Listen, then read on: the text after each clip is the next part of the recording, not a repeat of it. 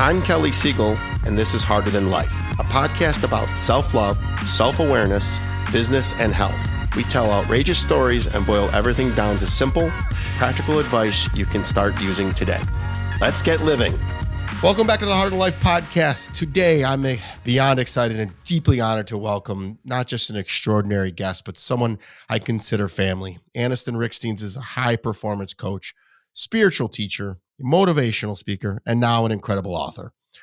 Her new book, The Universe is Hiring, is a transformational guide that I know will change lives. I've had the privilege of not only witnessing Anniston's brilliance, but also sharing personal moments with her and her beautiful family. Sitting down for dinner with her, Rudy, and their kids, I've seen firsthand the love, intention, and purpose she pours into every aspect of her life. Anniston, I couldn't be more proud of this monumental accomplishment, and I can't wait to dive deep into this book and all the wisdom you share with the world. So let's get at it. Welcome to the podcast. Thank you so much, Kelly. What an intro. I love you too. And you are a part of our family as well. And so this is a really special moment. I feel like we've been talking about this for months, but it's finally here. And so I'm just honored to be here. Well, I read the book in 3 days, and I want to read it again because every time I read it, I'm going to learn something new. And you know what I love about it most? I know the backstory. You've written several books, but never have made it to publication. So let's start off with The Universe is Hiring, such a captivating title. What inspired you to write this book, and how does it reflect on your personal journey, and why this book and not the other 8, I think, that you've written? They're just sitting there. All very good questions. Well, what inspired me to write The Universe is Hiring? Well, first of all, the actual idea for the book, the title for the book, is something that I received I was in a meditation. It was in 2020.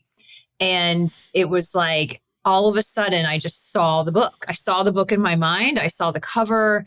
I saw the title. I saw the outline. And I just was kind of floored. And I was like, well, this is cool. And at first I was like, maybe this is like, I don't know, a cool social media post or something, just because I thought it was so timely, you know, and that time it was COVID, right? So everyone was looking for their next job or what was going to be happening.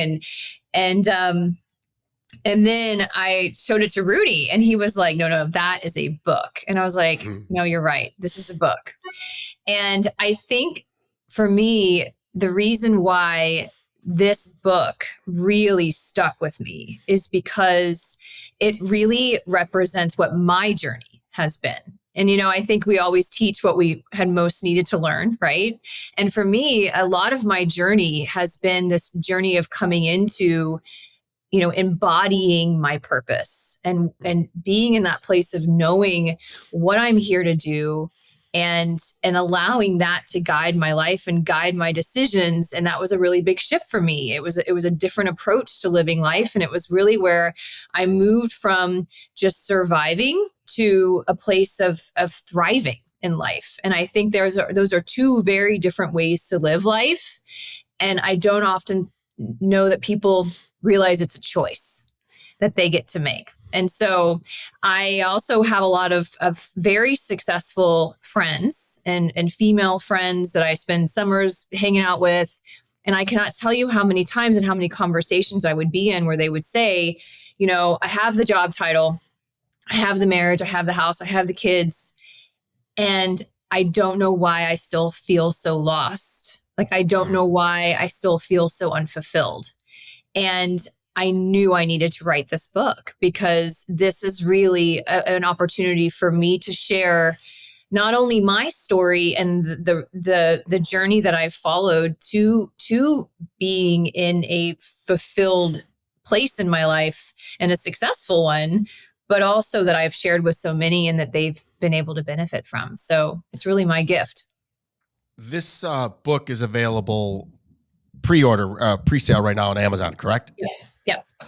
This is going to air on December 31st. So just before the new year. I highly recommend you pre-order the book right now. We'll have these links in the show notes. I took copious notes, and I'm going to try to bounce around and not give away too much, but it was so good. And I totally understood why when I first met you, because I'd obviously known Rudy, I came to your home and I sat down, and then you came home late and you sat down and dominated the conversation. And now that I read this book, I understand why. And I all I could say the whole time was I just kept feeling pulled to you. And this spoke to me there was no coincidence that I read this book when I read it and that you sent it to me. And thank you. And for those of you watching on YouTube, it's out in front of me. This was an absolute page turn. I'm not kidding you. I read it in 3 days, probably about a little over 3 hours. And I'm not a fast reader. It was just such a page turner. And my daughter wants to read it, and I give it to her and she's going to start reading it. So purpose fills your inner cup. As you say on page 3, literally, this is how quick I start taking notes. Page 3. How can someone recognize when their cup is truly full, and what are the signs that they've aligned with their purpose? Someone can recognize when their cup is full because they feel full. And what I mean by that is like, sometimes it's easier, I think, to recognize when your cup is not full. And it's just, there are some people that'll be able to relate more to that, which is this feeling of being low in energy, feeling lethargic, like having a hard time getting yourself motivated to move towards any one thing, or staying committed to a goal. It can feel like depression. It can feel like being just completely out of sorts, like feeling like I'm just not myself. When your cup is full, it's when you have spent time, I would say, doing the things that light you up from the inside, right? From the inside out. It's not something that you can necessarily go out and purchase, that you can go ahead, that you can do outside of yourself. It really is about attuning to the things that light you up, that make you feel good, that give you energy in the process of doing them. Doesn't mean that it's not work, but but the output is different. How you feel after doing it is different. And if you can start to live your life doing those things that fill you up, then your cup will perpetually be running over. And you will not be looking to other people to make you happy and give you that feeling. You will no longer expect your job to give you that. It will be something that you create on your own because you're so aligned and in tune with doing those things that you were born to do. Does that answer the question?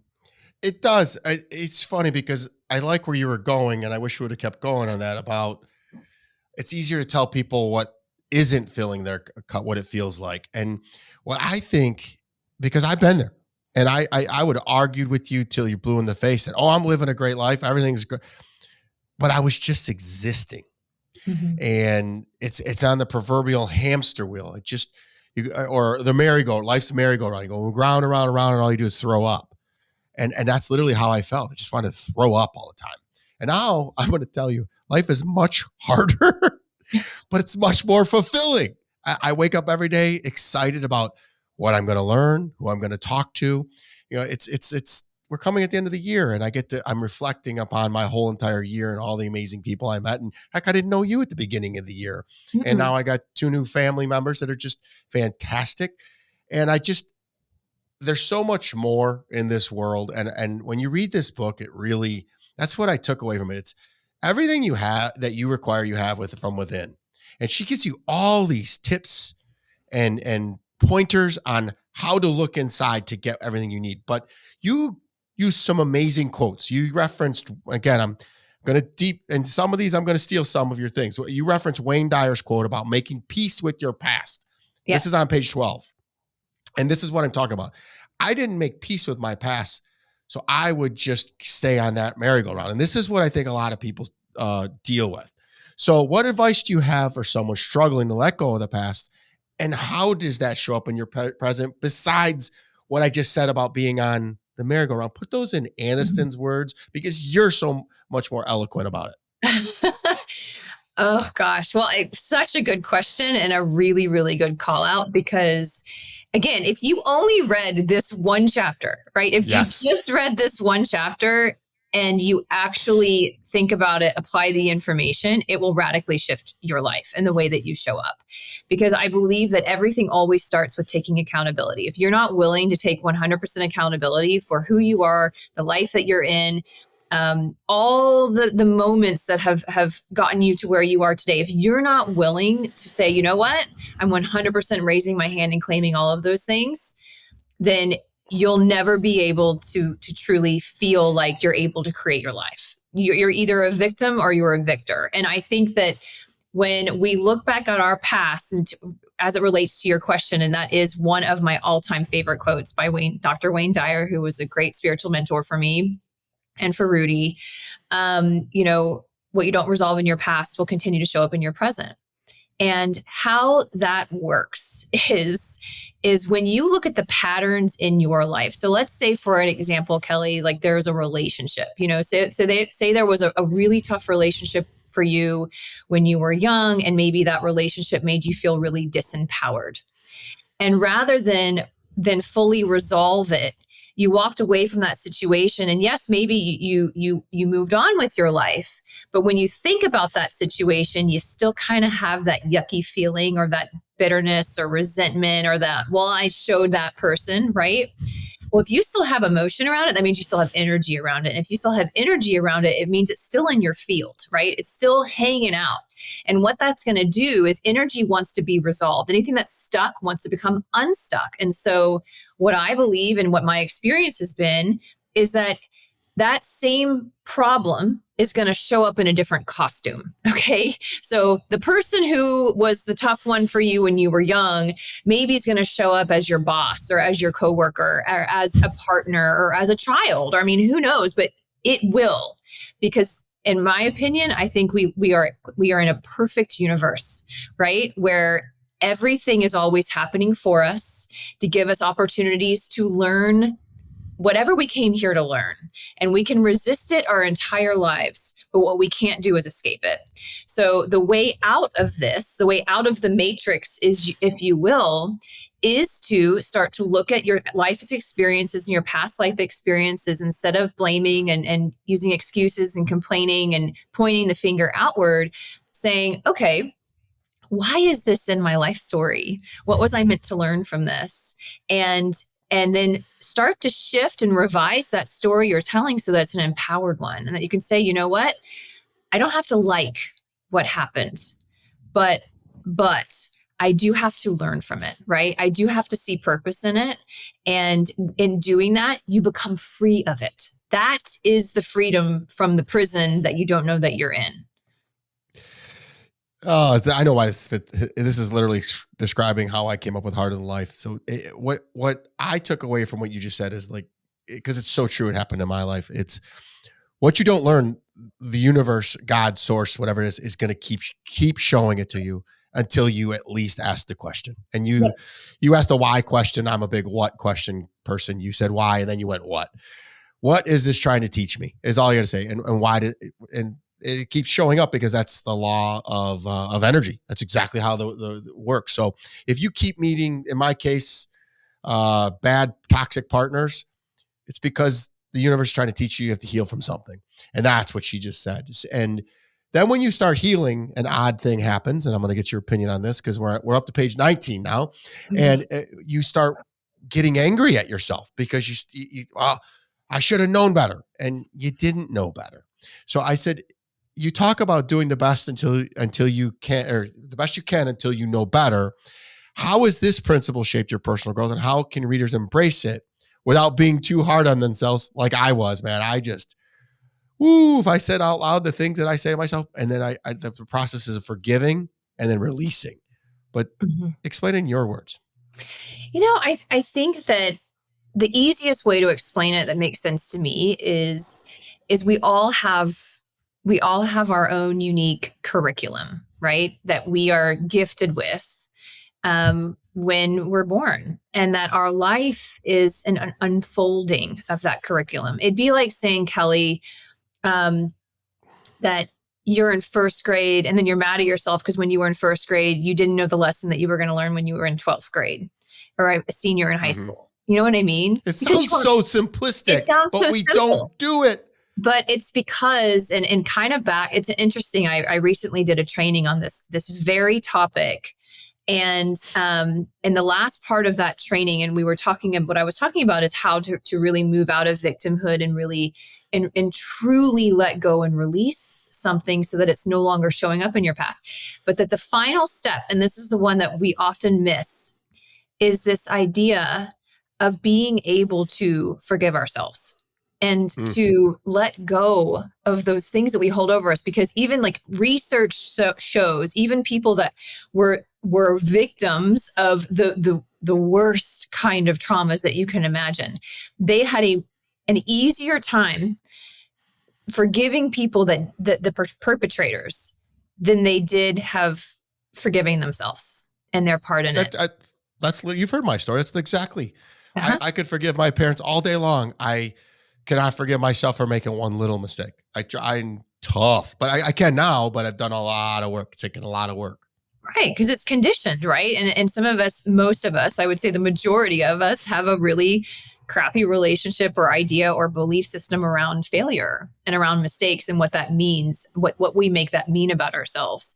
And I think that if you can instead start to perceive yourself as the student that you are, and that you are constantly learning and growing. And you even said in the beginning of the podcast, Kelly, you were like, I'm going to go back and read this book because I know I'm going to learn something different that time. You want to know why? Because the you that will read it, even though it might just be days in between, is not the same person, not the same consciousness that read it the first time, which is why you can read a book over and over and over again, or see a movie several times and be like, how did I not notice that? It's because you weren't available to it yet. Your awareness and your consciousness wasn't ready, and you can't force it. Same reason why you can't look at your partner and judge them because they just don't get it. Like where you are maybe spiritually or where you are on your learning journey is going to be different than where they are. And you cannot rush somebody else's. You just have to see your journey as your unique journey unfolding at the right time in the right way. And that when it's time for you to know, you will know. So my most favorite part of the book is on page 45. It's a video game metaphor that you use. Again, I'm dancing around the book because I want people to go buy it, but some of this is so good I had to just deep dive. So you used a video game metaphor, and it's extremely vivid to me because we are learning. And if you think about how we used to play video games, you master the first level and then you master the second and you keep going up. So can you explain how leveling up in life is like progressing in a video game and how the mindset can help someone overcome challenges? Sure. So I think that we oftentimes we look ahead, or we see people who, for instance, maybe they're living the life that we desire, or they've achieved the things that we want to achieve, or we think we need to be farther in life in a certain way. And we look for the quick fix. We think, okay, well, if I could just like skip out all the middle part and just get to the part where I'm at the place I want to be, then life would be so much better and easier. But the thing is, in every moment, you're always being qualified, and there's something for you to learn that you're going to need to use at your next level, which is why I like the video game analogy. I grew up, with like the old school Nintendo. I don't know if you played, Kelly, but I think I had like the original Mario Brothers, Mario and Luigi and Contra and something really old school games. And it always made sense to me that, that first level, I was always like, okay, you would try the first level and you would fail. And you would try it and you would fail. But eventually you would get it right? But then you would go on to the second level, and the second level had a whole other new set of challenges. However, you needed to use what you learned in the first level, right, in order to even have a shot at the second level. So to skip ahead really was a waste of time because you weren't ready. Right? You didn't have the knowledge to be able to make it through anyway. So you wound up reverting back to the level that you were on. And so I just think it's a good metaphor for life because we get so impatient and we judge ourselves. We judge where we are. We make where we are wrong. We think we're late to the party. We've missed out on the opportunity instead of seeing where we are and trusting that like, I'm here because I'm being qualified for the next level. And I don't know what that's going to look like. All I know is that I need to be learning what I'm learning right now. It might be the best. I've read a lot of books in my day, and that might be the best metaphor I've ever heard because it is absolutely true. And if you think about it, I'll go back to the Mario Brothers. You could hit the B button and race through, and then you'd eventually fall down one of the holes or jump in air. But then you do it the next time and you change. And that's how life, that literally is a perfect metaphor, is instead of speeding through life, let me go nice and slow, jump on these turtles, grab these freaking mushrooms. And really experience and enjoy. Because what are you trying to do? You're just trying to kill time anyways by playing a video game. So why are you in such a hurry? And if you skip from level 1 all the way to level 8, you wouldn't learn anything. And if you beat it, you'd be like, oh, this is boring. And you wouldn't play it again. So that was one of the best metaphors I've ever heard in any book ever. So kudos to you for thinking of it. I'm not surprised. I do want to back up a little bit. And I kept, first of all, I am sick as a dog. So I apologize for not being as sharp as normal. I wasn't going to miss this for the world. I flew on a plane. I flew next to a lady was coughing. So I am not as witty as I normally am. So I had to write this down. You keep saying victim. And that has a real negative connotation to it. But I would tell you that if you're not a victor, if you're not winning, you are a victim, and it masks itself. And can you extrapolate that a little more? Because someone could be existing in life and not making a change of anything, and just on that life's merry-go-round. Because what I want to talk to is most of the people, they think hey, I'm a housewife. I'm happy. I know there's something more. They don't feel like a victim, because the second we say victim, oh, no, that's not me. Mm-hmm. But how can we talk to, because there's a lot of people that are choosing this, and that's choosing this ho-hum life, and that's the victim. Reason why I say this, I'm watching, and I don't know what it is right now, but I'm really tuned into the universe, and I'm watching everybody, and I feel everything. And I can feel victim mentality. I see it like plain as day, and I want to help, but until they're ready. And the first thing is just do they even know? What would be a better word for the term victim? Because it's obviously, if you're being perpetrated against, like my parents were abusive to me, I was a victim. But I then carried on that victim mentality for years, and I would have argued with you for 10 years. I'm living the best life ever. I party. I party with rock stars. I travel all over the world. How am I a victim? But I was a victim of my youth. I was still in that. Can you extrapolate that for the people that just listen to the podcast and be like, what is she talking about? I'm not a victim. I live a great life. Yeah. Listen, it is a really great, important question. And I think it's something that is relevant to every single human on the planet, because I believe, and we're only ever a victim to our perceptions. We're really, truly only ever a victim to our attitude and our mindset, and how we choose to perceive life that is happening moment by moment by moment. Because you can think about one situation. Let's just simplify this really quickly. Okay. So the person who, walks outside and it's raining. Okay. It's neutral. What's happening outside of you is neutral, right? It's rain, water is pouring from the sky.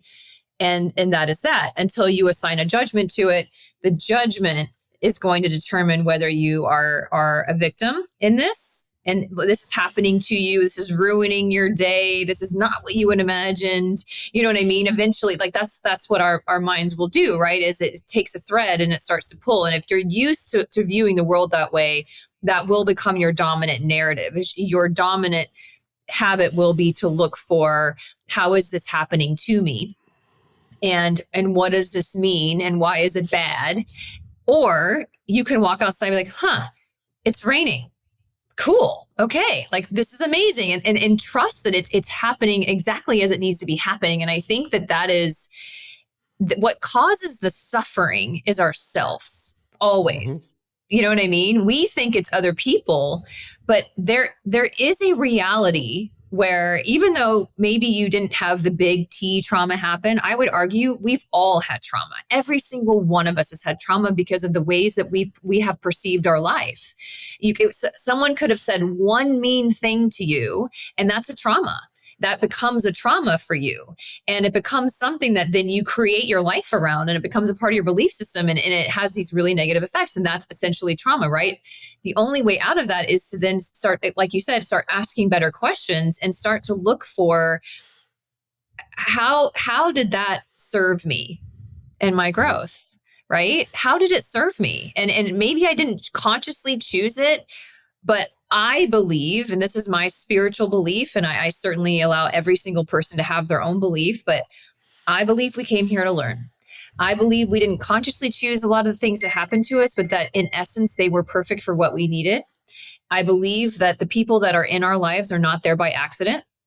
And I believe that there is a perfection in the universe, and that you can call it God, you can call it source, you can call it whatever that serves for you, but that you have to start looking at life through a wider lens. And if this whole victim mentality where the things are being taken from you, or the people that are like, I'm a victor in my life, but then when there's one area of their life that they're like, except for this area, it's all or nothing. I believe it's all or nothing. You cannot be a victim in your relationships and not be a victim in every other room, in every other place, because as you show up, it becomes a part of the lens that you look at through the world. And if that's how you identify in any area in your life, it's how you identify in every area of your life.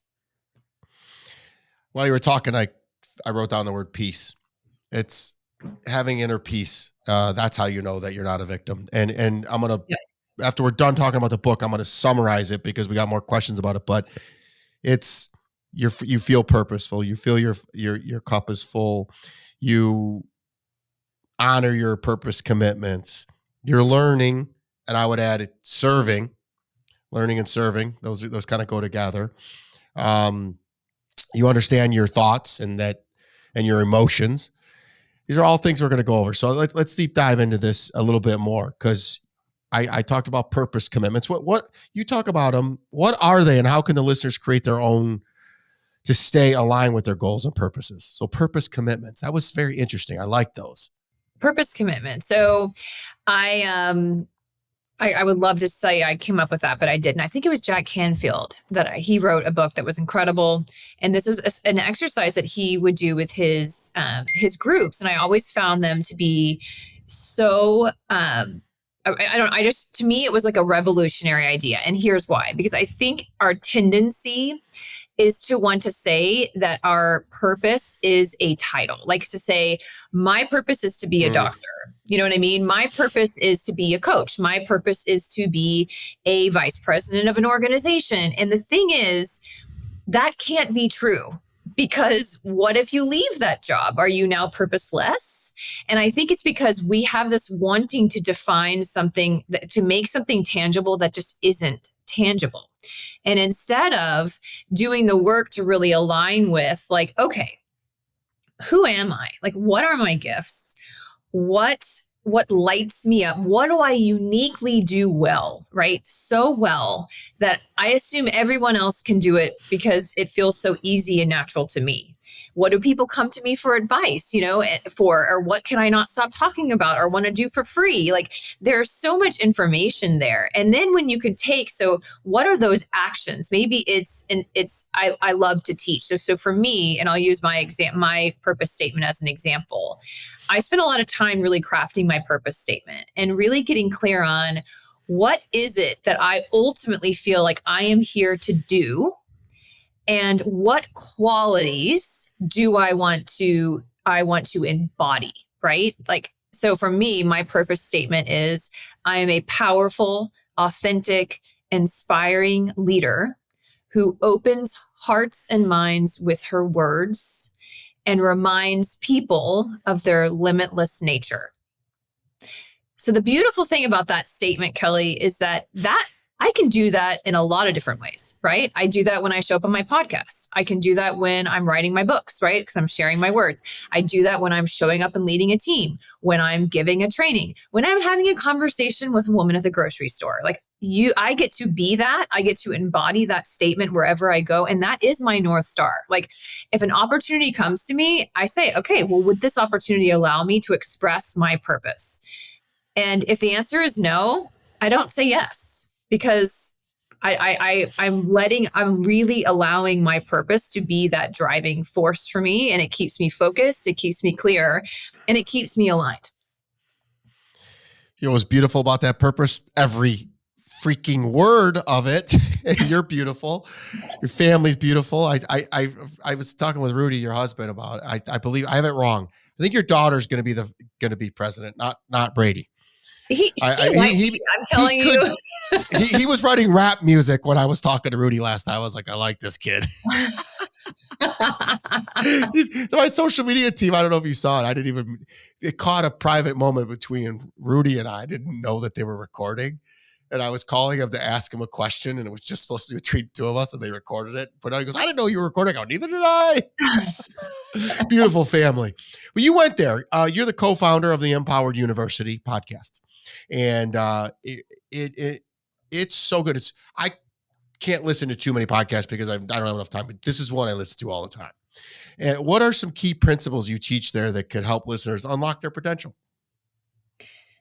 So the Empowered Life podcast was really, the inspiration behind it was to give people tools that have worked in my life and Rudy's life on our own journey, that have allowed us to really take control of our life, to live in our personal power, to be able to learn how to trust our own intuition, to use our own guidance, to align with our purpose. It's the whole goal is really that statement of being in power and what that truly means. And what that means to me is to be so connected with your soul, so connected with who you are, what you're here to do, that you no longer feel disempowered when you have a dream or desire and you think, I don't know how I'm going to get there, because you have the tools, right? You no longer feel disempowered when you hit a season in your life where you're feeling really stressed out or anxious because, I've got some tools that I know will help get me out of that, right? Or help get me through this period. I don't have to feel disempowered around this situation. I'm not a victim here. And so this is really about teaching people how to live a life outside of victimhood. It's kind of a bridge to thriving and to being a victor of your life. Sorry about that. I took the podcast and the university and meshed them together. Told you I wasn't feeling well. Totally fine. But I love the podcast because I'm going to tell you what. This is what I want to say. I don't know what it is. I think that somehow, some way, the universe knows what I exactly need to hear, and you and Rudy do the topic. It's profound how many times my thing go ding, and I'll look and it's a new podcast, and I'll be like, what are they talking about now? Oh, and I'll listen, and they're short and it's great, and it's just brilliance. A husband and wife riffing off of each other, adding to each other, two wholes coming in, adding to this universe. Guys, follow this podcast. It is so good. Again, like I said, I listen to Ed Milet's and your guys' podcast. So I wanted to go there. We're going to go back to the book for a second. I only got a couple more questions, and then we're going to get some personal questions. But this one is important. I talk about emotional intelligence all the time, and you know I've talked about it. But you say no emotions. This one kind of threw me for a loop a little bit. No emotions are destructive, including negative ones. How can we shift our perspective to embrace all emotions as a part of this growth journey? So this threw me for a loop too when I first came across this idea, but it makes sense. And I think that this experience, my belief is this experience of life on earth is an emotional one, right? We're here to experience all of the emotions. And when I say no emotion is inherently bad, it's not. It's an energy, right? If you really look at what emotion is, it's energy in motion. And it's totally natural to be able to have all of the different emotions. And they only become destructive when we don't allow ourselves, number one, to actually feel the initial, to have the feeling and to allow it. When we repress it, we push it down, we make it bad, it becomes stuck. And number two, it becomes bad or negative when we start to identify as that emotion. Like, you're not an emotion. I'm not an emotion. I am not angry. You're not sad. Anger is an emotion. Sad is an emotion. I am a spiritual being having a human experience, right? So it's when we start to say things like, I'm so depressed, I am this, I am that, and we start to identify to the point where we actually believe that we become that emotion. And instead of just allowing yourself to have the moment, take a beat. Oof, I'm experiencing, like, I'll give you an example. Allie, our daughter who you were just referencing, who absolutely could be president of the United States one day. She's so emotionally intelligent. And she has always had this ability ever since she could talk, that the way that she would phrase it, and we did not teach her this, she would say, I feel anger in my body. And we'd be like, interesting. Where do you feel it? We'd start asking her questions and she would be like, so she never phrased it like, I'm angry at my brother. She'd say, oh, I don't know. I just feel this anger and it's swirling right here. And so she would be able to not only name it and say, I feel this emotion. It seems like anger to me. Here it is in my body. And then we gave her some tools of some things that she could do to allow the emotion to process and move through. And then she goes on with life. And she was our teacher there because I had never even heard it phrased that way. And now I understand that that we have to allow, if we make those emotions bad, that's where I think we get like some of that like toxic spirituality, right? Where it's like people saying, don't have a bad emotion, right? Like we're only happy. We're only this. Well, I'm sorry. Like I woke up with anxiety this morning. I did. I woke up and I was like, oof, I've got a little anxiety in my stomach. And so I didn't say the words, I'm anxious. It was, I'm experiencing some energy that feels to me like anxiety. So I did some breathing exercises, did some journaling, and then I moved on with my life. You know what I mean? But I didn't identify with it. So the listeners know Allie's 10 or 11? She's 9. She'll be 10 in a few months. Yeah. She's 9. And here's the best part about her, guys, is if she doesn't want to do something, the answer is no. And there's no explanation. Just no. And I admire that about her. It is a superpower. No is a complete sentence is exactly what her motto is. Mm-hmm. It's good stuff. I'm going to share a little private moment with it. I loved it when we had dinner all together. I did the moment where I said, let's say one thing we're grateful about. And your son said, I'm grateful that you're here at dinner with us. That was just, I enjoyed it. I felt loved, welcomed. And it was, you could feel that that's why this book is so special to me. And you guys got to get out and read it. Anniston and Rudy are going to do some massive things next year and grace this world with lots of love. And it's a good stuff. I will tell you one thing too, more. I was thinking about once we identify with negative things, I identify with a lot of positive things. Like I think I can do anything. Like I really do. You've shared it with you. I believe I'm the chosen one and I'm here to do massive impact on massive things. So whenever I feel bad, I convert back to that. But so if you can play mind tricks on yourself and always tell yourself the opposite, that works for me. Because you had a statistic in here that blew my mind. And it's something we all know, but you got to read these things. It's unbelievable. So the statistic about the brain processing 11 million bits of information, but only consciously recognizing 50 is mind-blowing. How can we tap into the power of the subconscious processing to align with our purpose? 50 out of 11 million. Out of 11 million. Yep.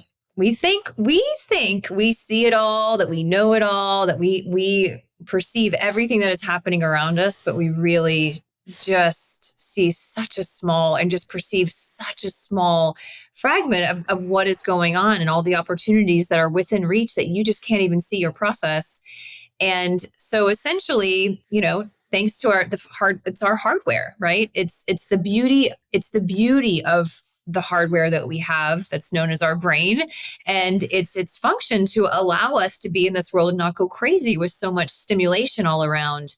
And the hard part about it, though, is that we don't always understand how to control the information that's coming to us because it's mostly driven by your subconscious. So the things that will make it past the cut, that will make it into your awareness, those 50 bits of information, the sound of your name, you'll always perceive that. Have you ever been like totally lost into something and then all of a sudden you hear your name and you're like, what? Like my kids do it all the time. In fact, if they can't get my attention and I'm lost in something, they'll say, Anniston, and they call me mommy, but they'll literally say my name because they know it will like jar me and disrupt whatever thought pattern I have. And then I will be like, what do you need? The second thing is anything that's, perceived danger. If you're in danger, then your subconscious and your brain will alert you to something going on around you. And the third thing is anything that is aligned with or validating your internal belief system. And this belief system, right, which, unfortunately for us, a lot of times these beliefs aren't necessarily supportive beliefs, right? It could be beliefs that you had when you were young. They've become a part of your hardware. It's a part of how you view the world. And so much so that you no longer question them. You don't even know that they're there, but they are absolutely designing your life and what you perceive. And so as it relates to your question and how can you utilize this knowledge to help you align with your purpose?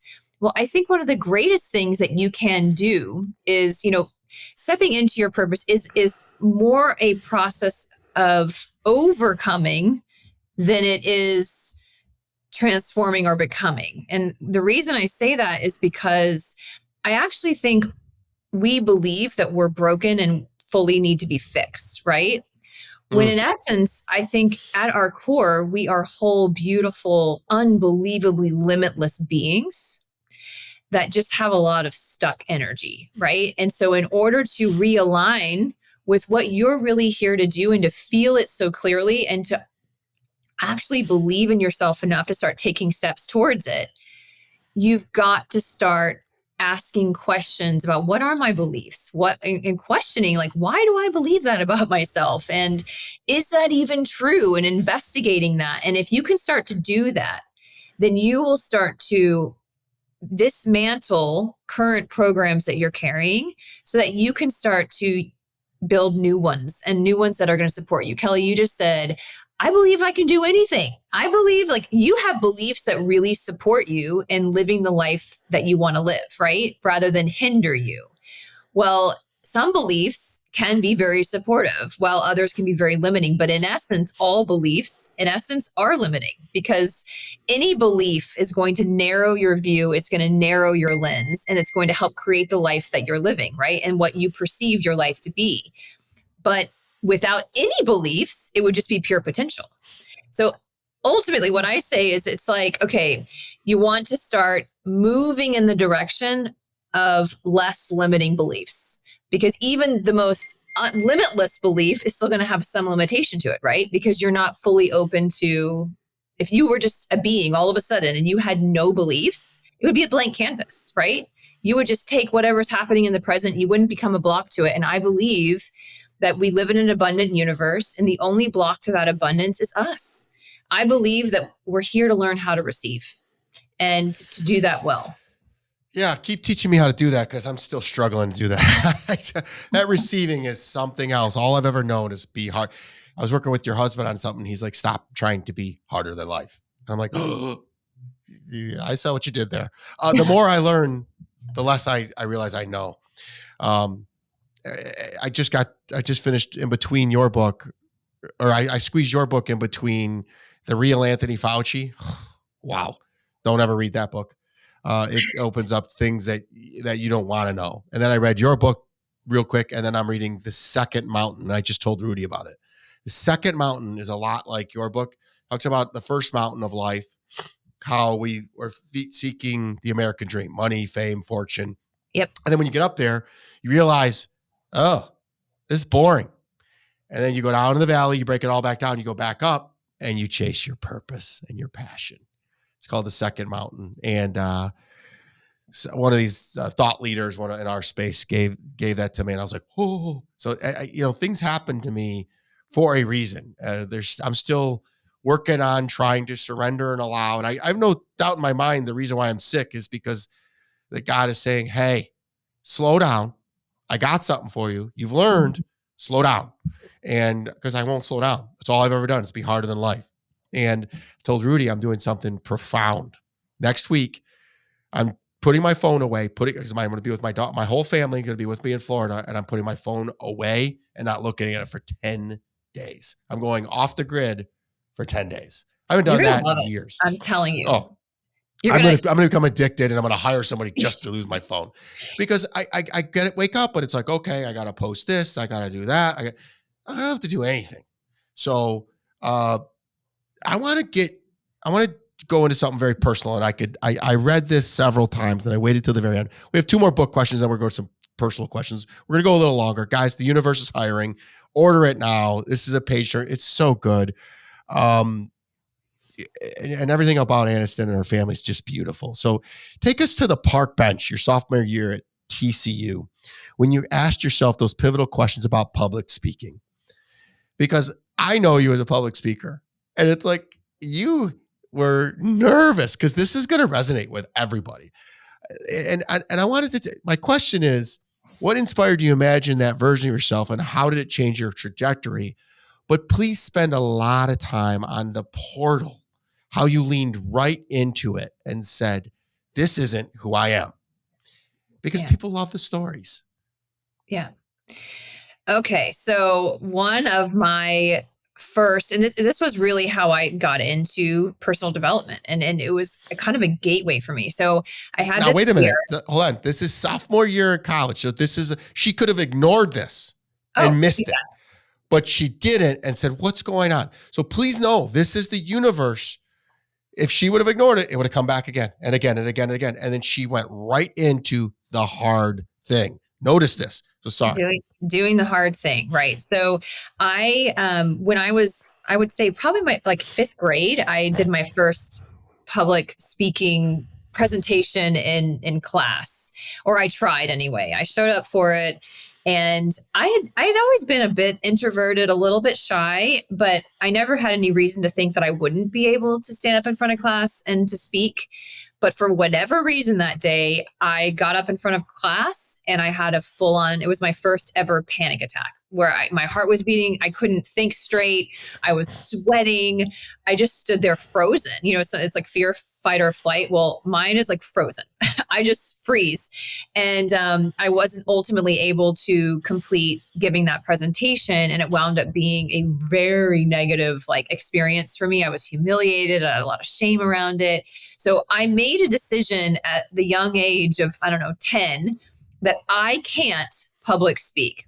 I legitimately can't do it. I believed it. I believed it so much that as I went through middle school and high school, I would select classes based on, will they make me stand up and give a speech? And if the answer was yes, I would find another class. I literally let this belief guide a lot of my decisions and my direction in life. And so fast forward to college, I had declared my major in advertising and public relations.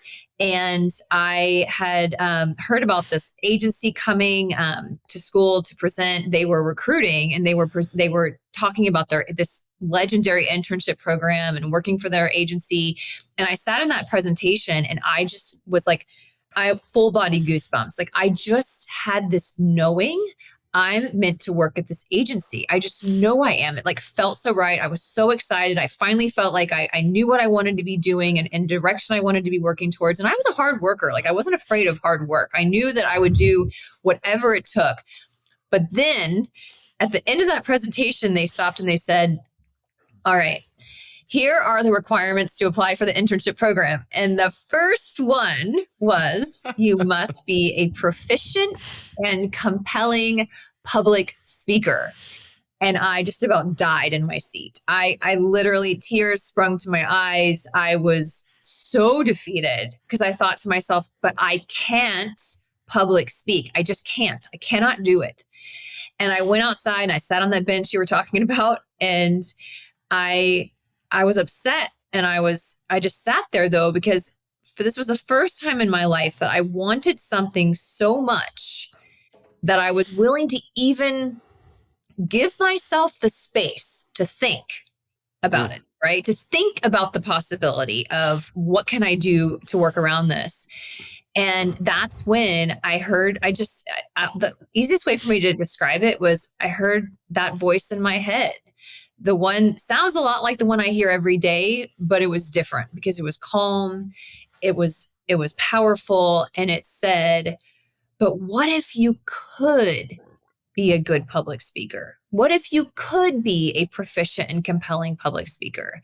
And honestly, that was a foreign thought for me. I had never, ever questioned it. I had never thought, well, maybe this was just a fluke. Maybe I was having an off day. No, it had become fact for me. So it was that moment that I made a decision that I wanted this job more, and it was worth it to me to do that they would force me to do the thing that I had been avoiding for the last, 10 years. And so I went to the registrar's office and I changed my minor to speech communication, which forced me to then give all of these, to meet with professors and to do it over and over and over again. And what's so interesting, Kelly, is that not only did I get the job, I got the job and I worked for the agency, but that this fear was actually like pointing in the direction of my life's purpose, because I now love to stand up on a stage and speak to a people and inspire people. In fact, I train people to do this every single day on how to stand up on a stage, how to build a presentation. Like, this is what I do. It has become my passion and my career and a vehicle for me to express my purpose. So what if I had avoided that fear and believed it my whole life? You would have robbed us of your brilliance. Guys, thoughts are magical lies. That's it. It's the stories you tell yourself. It's bullshit.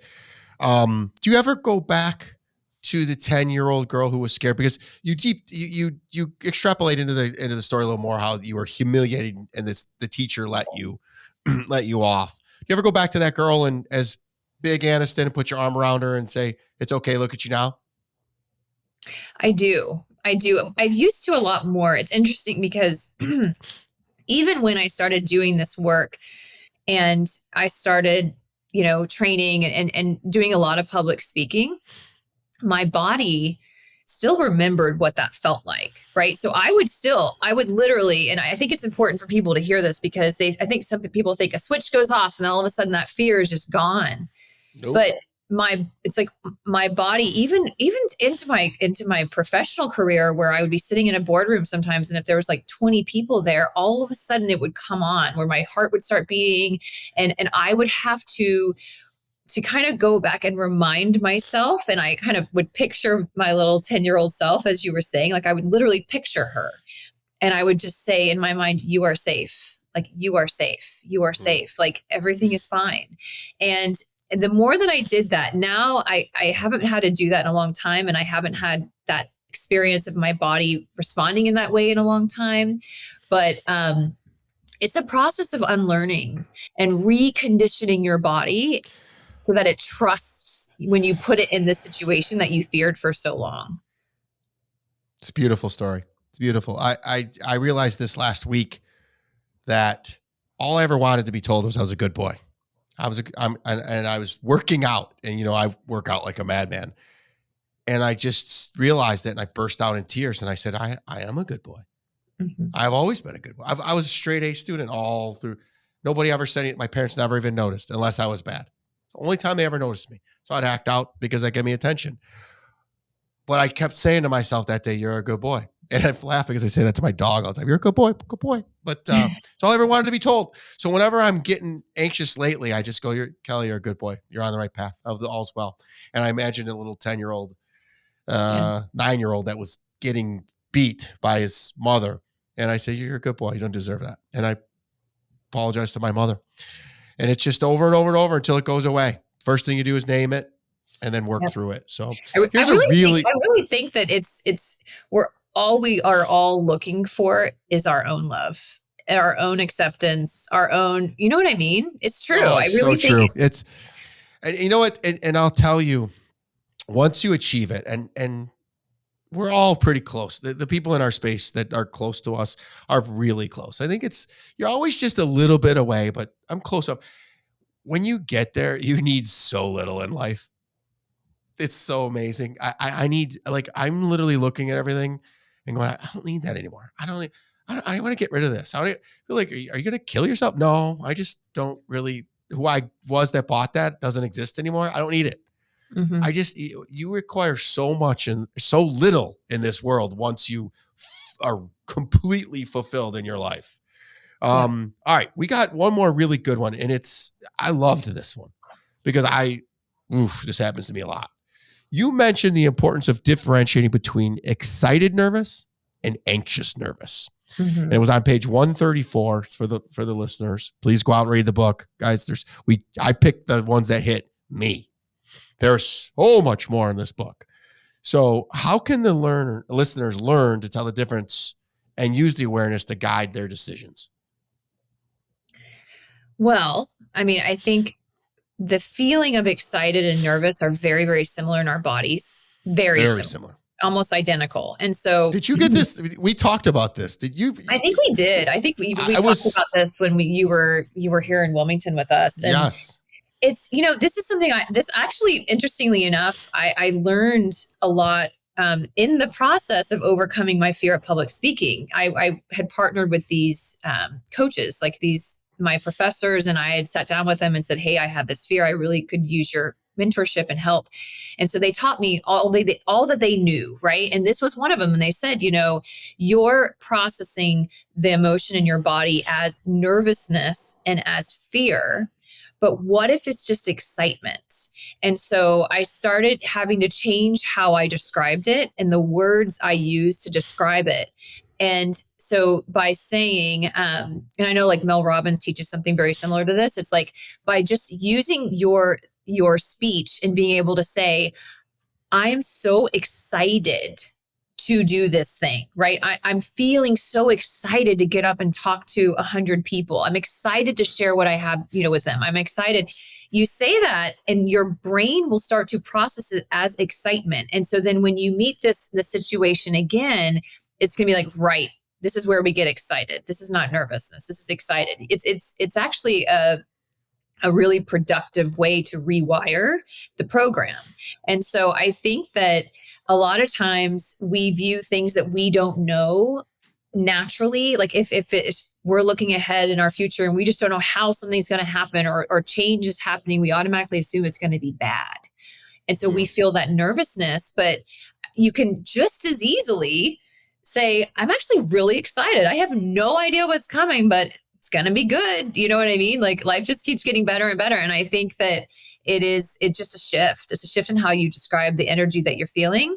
And it will help you also get really, really like in tune with what is going on and understanding that like, just because you're feeling something doesn't mean it's something to respond and react to. Like just because you feel nervous doesn't mean you should be feeling nervous, right? This could just be a response to a belief that's not even true. I don't think I've ever said this on the air ever, but I'm going to say it now because it's very fitting. I drank because I thought I was anxious and I thought I was nervous and I was excited.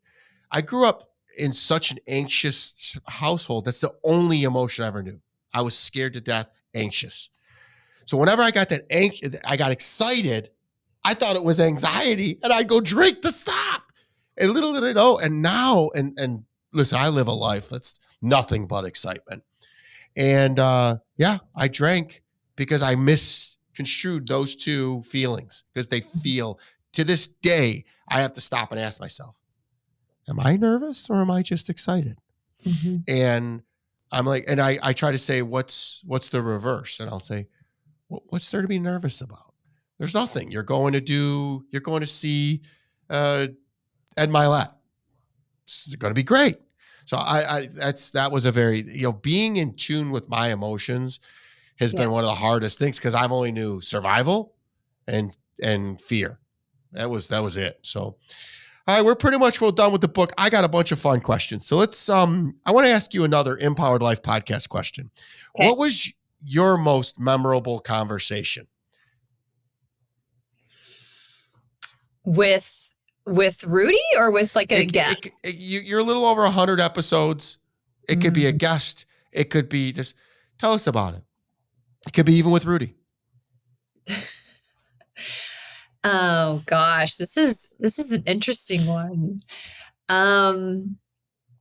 Okay, I think my absolute favorite one that we've done, but I'm cheating a little bit, Kelly, because it was a series. Is that okay? So yes. Rudy and I recorded we love to talk about manifestation. For us, creation and being a co-creator and with God and the universe, like to us, it's fun and it's exciting. And so we all oftentimes have these conversations with friends and family and whatever, and they're always asking like, how did you create this? And what did you do? And what were the tools? And so we decided to create a series about how we manifested some of the most incredible things in our lives. And then we teach a tool with each of those episodes. And so I would say that was my favorite because we were able to share so many stories from our life, and we got so much great feedback and people just saying that it really resonated with them. And it really was a good reminder that we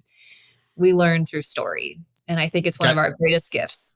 Yeah. I'm so glad you went there because I left off, if you notice, I left all the manifestation off because I want the people to go read the book. Because what do they say? Action or a dream or a goal without action is just a dream.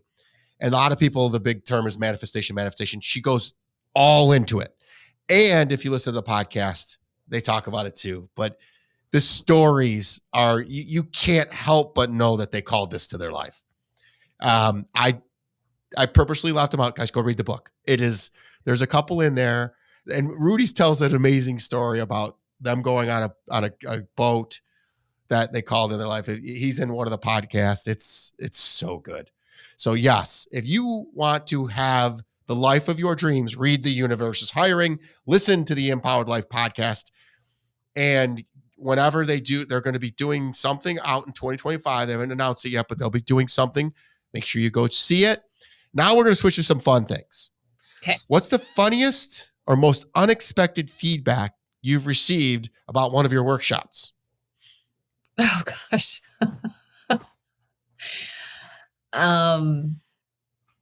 Oh man, Kelly, that's a good question. I don't know if I've ever been asked that before. I would say, okay, so I'll tell you this. It's interesting. It's kind of as it relates to our kids. So Rudy and I, like, I'm a big believer in that in order to heal, you have to feel. And in order to feel, you need to do something, right? It needs to be something experiential. So everything that I teach in a workshop, and I know Rudy's the same, I bring in an experiential element because you're not just there to listen. That's only one piece of it, right? You've got to do something in order to change. And when you change, everything else changes. So I have a reputation of making every single person in the room cry. Like I just do. I don't know. Maybe it's just something. It's one of my superpowers, Kelly. Like even people that they're like, I haven't cried in 10 years. And there is something, I don't know what it is about the trainings that I deliver. And I think it's just energy. I think it's intention. But it's also because of the things that I ask people to do. I play music. And so when we come home from our events, our kids, they don't say, how was your event? They say, how many people cried? And then we'll tell them like how many people cried. And then we're like, oh my gosh, we had a room of 200 and 200 people cried. And they just laugh at us because they're like, you guys are so cruel. Why would you want to make people cry? And because they don't understand from their kids' mind. So yeah. I think that's probably one of the funniest things is that, is the celebration of tears. And I think it is something to celebrate because it means change. Does that answer your question? Yes. Every time I hear Rudy speak or you speak, I think love. And I'm going to tell you why. Let me see if I can get this to play.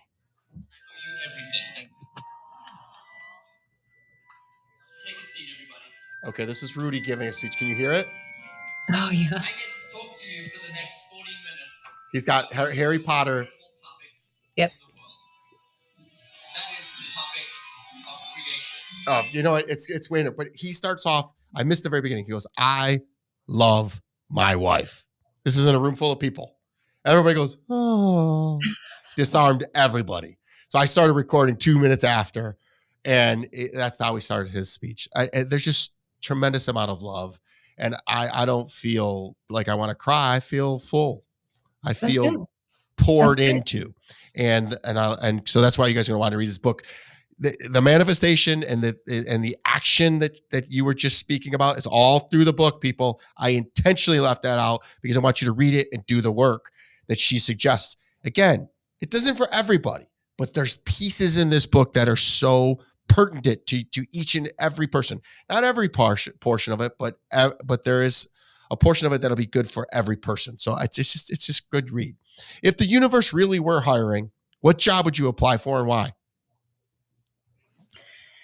Gosh, I mean, honestly, I feel really good about saying like I would be exactly where I am right now, because I feel like I have, when you feel like that feeling like when you have like a secret and you're like, I figured something out and now it's like, it's fun and I want to teach people about it. Like I'm in it. I wouldn't want to be anywhere else, be doing anything else, because I finally feel like I have filled my proverbial plate to the brim, so full of the things that light me up, where I get to share my gifts, where I get to impact people and to fulfill that purpose statement I told you about earlier. And that I have no reason to want to be anywhere else or doing anything other than I'm doing right now. Love it. Guys, if you go listen to Rudy Riekstins' podcast with me, he tells the story of how they met, and it's beautiful. We don't have time to go into it, but this one is a weird question. I don't know why I put it in here, but I want to see how you react to it. We all have those moments where we don't quite practice what we preach. Mm-hmm. What's a recent oops moment where you caught yourself not living aligned? Ooh. So I have a practice where, again, this kind of goes back to our initial conversation early on in the podcast, where we were talking about victimhood and how to start getting out of that. And so my practice that I do is when I've had a challenge, or what I would perceive as a challenge, or maybe I had a conversation and I'm triggered, right? That my promise to myself is I won't let myself sit in that very long before I unpack it and see the purpose in it. I like seek out the purpose and the meaning and what I'm meant to learn from that. And oftentimes I will see the pattern of that past recreating itself. And then I'm able to be like, oh, that's what this was about. And then I'm able to move forward from a neutral space. So I would say it was probably about a week ago. I had one of those days where it was just like one thing after another. And I was just like having like a trigger tantrum. You know what I mean? Where you're just feeling so, and when you're in it, it's so hard to get out of it. Right. And so that's why it's so great to have Rudy, as not only my partner in life, but he keeps it real. Right. So we sat down and he could tell I was like super triggered. And he's like, well, have you gone and sat down and done your exercise yet? And I'm like, no, I have not. I have not, absolutely not done that, because I'm not ready to let this go. It was one of those moments. But sure enough, like I sat down, and 30 minutes later I came back and I was like a different person. And so I think, there's no such thing as perfection. And I think we get to fall off, and because that also gives you an opportunity to practice again, right? To practice what you preach. And I don't think that perfection exists. And I think that people thinking that does is actually very, very harmful. And you're going to have days. I believe days are pendulums, right? So you're going to have days that you're at a high and you're like, life is amazing. This is so great. And then you wake up the next morning and some switch has gone off, and all of a sudden you're feeling anxious or you're feeling this way. And that's totally normal. I believe it. That's the way that life works. You just got to have the tools to be able to handle those days, and then to know that it's just temporary. It'll pass. Your podcast co-host is your husband, Rudy. What's one thing he does during the recordings that drives you absolutely nuts because they sound so perfect? Well, so Rudy and I, when we started this podcast, our intention was that we would treat this like a conversation, and that when him and I were on together, that this would be as unscripted, planned as possible. But what drives me crazy, well, I wouldn't say it drives me crazy, but it makes me laugh and sometimes makes me a little annoyed, but he can get so worked up about getting before we get going, like all the technical aspects ready. I don't know what it is, but he has this tendency to create like delays or create like something's not working or this isn't talking to, and I'm like, oh my gosh, so it's interesting. He's definitely got some energy somewhere around there as it relates to getting all the cameras ready and the microphone set and then getting it all synced up online. And anyways, so I think that's probably what makes me laugh more. Once we're in it, like once we're going, it's fun. And that's my favorite process. It's the before that I think we could probably work on a little bit. So you just answered it. Say nobody's perfect. He's trying to be perfect. And you're like, He's trying to be perfect. Yeah. If your life were a movie, what would the title be, and which actress would you want to play you? Oh my gosh.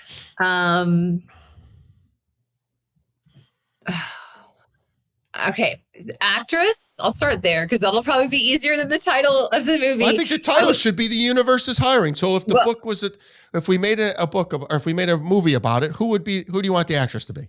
Who would be the actress? I have always loved Reese Witherspoon. So I would say probably Reese because I like her and she keeps it real and she's funny and dynamic and she's definitely an expander for me with what she does with her life. So definitely Reese. I thought you were going to say Blake Lively because you know what? I honestly that it ends with us. Oh my goodness, was that triggering to me? I'm reading that. I'm watching that. So one of the things that I do now that I'm far down my healing journey, I cry a lot.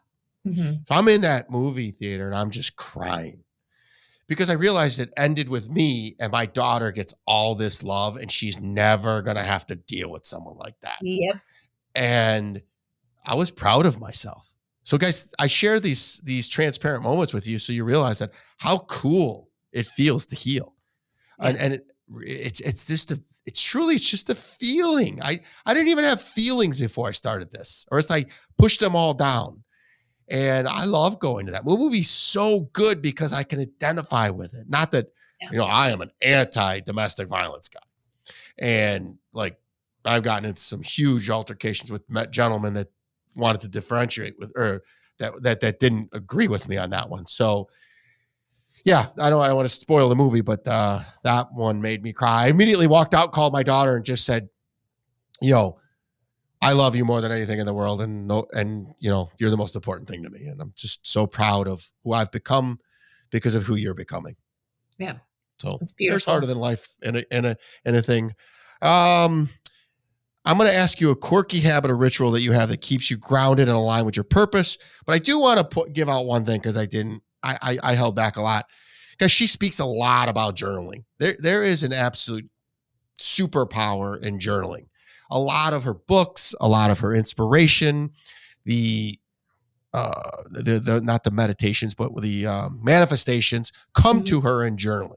If you don't do anything, read the book and listen to her journaling practice. And then you can reach out to her and to Rudy. They have some very amazing workshops teaching. It was the Empowered University. They have some things that you can do to call this stuff into you. Guys, the universe is hiring.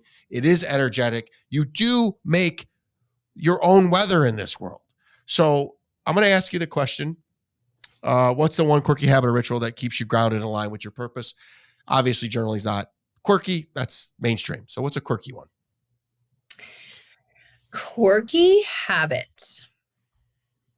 Oh, gosh. Rudy would be chuckling if he heard this question because I am someone who I have a lot of different tools that I pull from, right? Depending on the day and I'm always like finding new things because I love to learn and I'm always fairly open to what's being put in front of me. And I think, so one thing that have you ever heard of The Emotion Code by Dr. Bradley Cooper? Kelly, have you ever read that book? Is it white and a green? I'm pretty sure I read it. Okay. So I have I've learned and I've studied his work. He did the emotion code, the body code, but essentially it teaches you how to release trapped emotion in the body for yourself. And it's incredible. Like it's an incredible practice. It just looks a little weird because it's like you have to do some muscle testing to access in your subconscious what's being blocked. And then you use a magnet to release it, like a magnet that's run over a certain point in your body. And so as of late, interestingly enough, like this past week or two, I've been doing a lot of that. I just felt like I needed it. Like I had a lot of emotions to release and some things that were kind of bubbling up. And so that I would say is definitely one of my quirky, grounded spiritual practices that I do. That is interesting. I'm going to go downstairs and look and see if I have that book. I'm going to ask one more question because it's so good. If someone is feeling stuck and disconnected from their purpose, what's the first step they should take to realign? I would say do something that lights you up. Like do something, like spend time and carve out time and prioritize time to do some things that like give you energy, that make you feel excited about life. Like that's a really easy way to pivot. You don't have to worry about figuring it all out. Like what I've found is for me, like it was like, okay, I love to write. Writing gives me energy. I was waking up at 4:00 in the morning and writing for between 4 and 6 for months in order to get this book done because I have a really full life. Like I have a full schedule. So that was the time that worked for me. And you would think that I would be completely exhausted by the end of the day. But those months where I was waking up at 4 and just in writing for 2 hours, I had more energy. I was more alive. I felt more excited about life than I have in a really long time because writing for me fills me up. It's an aligned activity that all I can say is my soul and my spirit loves. So I know that if I start feeling off kilter or out of alignment, or I'm feeling off, like writing for me is an activity I can do that will immediately give me that shot in the arm. The other thing that you can do to quickly, I feel like, get back in alignment is to ask the question, how can I serve today? And truly getting into that space. And when you say that, doesn't necessarily mean it has to be some massive action where you're, I know, Kelly, you do a lot of philanthropy work and you give so much of yourself. And I would bet that it feels so good, that you feel so alive, so full, you can't buy that. There's nothing that you could go out and buy, or a thing, or even, I would argue, a relationship that can give you that. There is something special that happens within us when we say, listen, how can I serve? How can I share my unique gifts with someone that needs it without any expectation? And even if it's just a text or a call to say, I love you, like you're going to get something back, and that will fill you up. And I think help you get really in a positive space that you can then move forward from. Yeah. I just left a nonprofit where we're donating all the IT to it. And the funniest thing about it is they said, hey, would you send us a note so we can share it with all of our donators who own bunches of business to have your business? And I look over at one of my leaderships and I go, see why I do this? I do it to feel good, but I just, it's the least I can do. Yeah. An advanced move, and people think I'm crazy, but I just always have to say this, is when you're feeling a little funky or a little off, 3 S's: solitude, stillness, and silence. What did I start this off with? I'm shutting my phone off for 10 days. I'm not allowing myself to listen to any podcasts. I'm going to go to the gym, but I'm not going to have my music or podcast playing. I'm going to reread my book, The 4 Agreements. I'm going to read Ed Milet's book again because I missed something the first time. So those are the 3 books I'm going to read in my 10 days. And I'm going to be silent, still. And I won't be alone because I'll be with family, but I'll be not around a bunch of movement. Yeah. And I found, as I've grown in my therapy or in my journey, those are the things that work for me. I need advanced shock therapy. And so is there anything I haven't asked you that you feel compelled to share?